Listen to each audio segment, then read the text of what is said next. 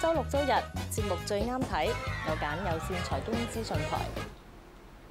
74歲嘅陳女士一路都要戴眼鏡矯正近視同老花，直至2年前，佢發覺即使戴住啱啱配嘅新眼鏡，睇嘢都係朦朧一片。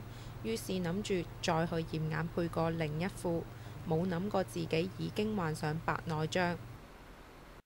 點不知嗰個小姐同我嚟驗眼嗰陣時講：你配咗冇耐啫喎，你個度數一樣啫，去驗下眼啦咁。就去眼科醫生嗰度驗，佢話我白內障。要治療白內障，接受手術係唯一嘅方法。醫生會摘除病人眼球內混濁嘅晶體，再植入人工晶體改善視力。而近年新研發嘅非球面人工晶體，有助改善傳統球面晶體所出現嘅影像偏差。一般嘅人工晶體鏡咧，都係可以喺一個好細嘅傷口咧，細過3mm 個傷口咧，可以植入隻眼入邊啦。非球面嗰度咧，佢可以減低嗰個長差啦。